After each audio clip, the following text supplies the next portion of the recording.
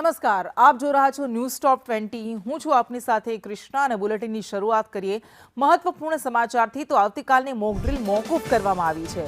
તમામ રાજ્યોમાં mock drill મોકૂફ કરવામાં આવી।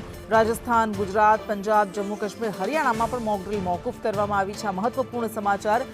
પહેલા આવતીકાલે મોક ડ્રીલ કરવાનો નિર્ણય લેવામાં આવ્યો હતો। ખાસ કરીને પાકિસ્તાન સાથે જોડાયેલા સરહદી રાજ્યોમાં આ મોક ડ્રીલ થશે એવો નિર્ણય કરાયો હતો, પરંતુ હવે આ તમામ રાજ્યોમાં મોક ડ્રીલ મોકૂફ કરવામાં આવી છે। જમ્મુ કાશ્મીર, ગુજરાત, રાજસ્થાન, હરિયાણા આ તમામ રાજ્યોમાં મોક ડ્રીલ મોકૂફ કરવાનો નિર્ણય લેવામાં આવ્યો છે। આ મોટા સમાચાર। પહેલા ઓપરેશન શિલ્ડ અંતર્ગત આ મોક ડ્રીલનું આયોજન કરવામાં આવ્યું હતું, પરંતુ હવે દેશના આ તમામ સરહદી રાજ્યોમાં, પાકિસ્તાન સાથે સરહદે જોડાયેલા રાજ્યોમાં મોક ડ્રીલ મોકૂફ કરાય છે। વધુ વિગત સાથે સંવાદદાતા હિરેન જોડાયા છે। મોક ડ્રીલ આવતીકાલે થવાની હતી, ખાસ કરીને સરહદી રાજ્યોમાં, પરંતુ એ મોકૂફ કરાય એ પાછળનું કારણ શું છે?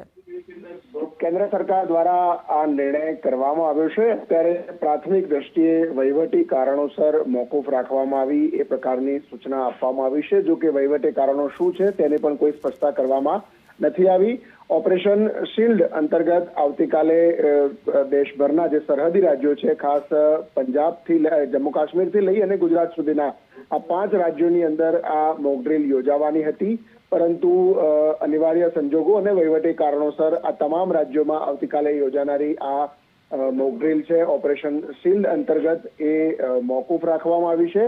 કેન્દ્ર સરકાર દ્વારા ફરીથી નવી તારીખ આ મોક ડ્રીલ માટેની જાહેર કરવામાં આવશે અને એ દિવસે આ સરહદી તમામ રાજ્યોની અંદર મોક ડ્રીલ ફરીથી કરવામાં આવશે। જો કે વહીવટી કારણો શું છે અથવા તો અન્ય કોઈ વિષય છે તેની કોઈ સ્પષ્ટતા કેન્દ્ર સરકાર દ્વારા નથી કરવામાં આવી।